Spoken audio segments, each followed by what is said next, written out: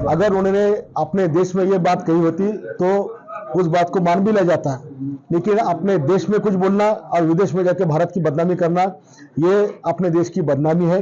राहुल गांधी जी ने जो स्टेटमेंट किया है कि बाबा साहब ने दिया हुआ आरक्षण खत्म करना है, तो अगर उनकी जो जुबान छट के लगा उसमें 11 लाख का इनाम दूंगा, ये जो बात मैंने कही थी, मैं आज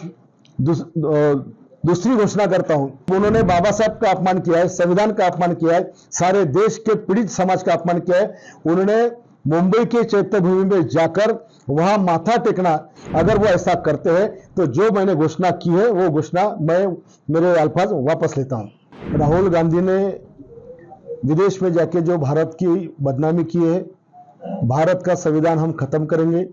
बाबा साहब ने जो पिछड़ी जाति को रिजर्वेशन हिंदुस्तान में दिया है, उसमें चाहे मागासवर्गीय हो, ट्राइबल हो, ओबीसी हो, ये सब हम खत्म करने वाले, इक्वलिटी हमें लाने का हमारा प्रयास वहां पर चल रहा है। महाराष्ट्र में धनगर समाज, मराठा समाज आरक्षण के लिए जूझ रहा है।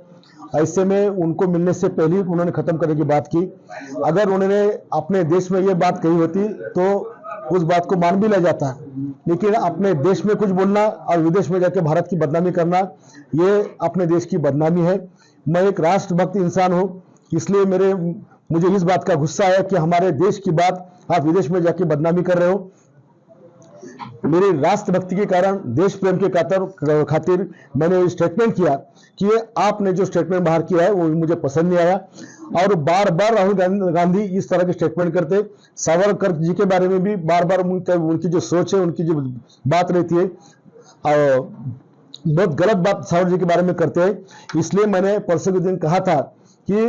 राहुल गांधी जी ने जो स्टेटमेंट किया है कि बाबा साहब ने दिया हुआ आरक्षण खत्म करना है, तो अगर उनकी जो जुबान छट के लगा उसमें 11 लाख का इनाम दूंगा, ये जो बात मैंने कही थी, मैं आज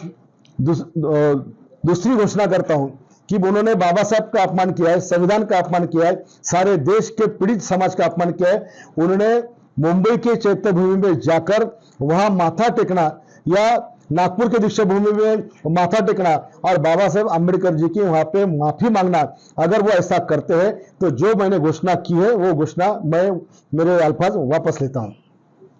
आपने राहुल गांधी की जबान छाटने वाले को 11 लाख रुपए की घोषणा की है, तो आप लोगों को सुपारी दे रहे हैं, यही काम आप खुद क्यों नहीं कर लेते? या ऐसा है कि ये विषय मेरे अकेले का नहीं है, ये सारे समाज का विषय है, इसलिए इस तरह का स्टेटमेंट मैंने किया है कि जो भी करके लाएगा उसको मैं इनाम दूंगा।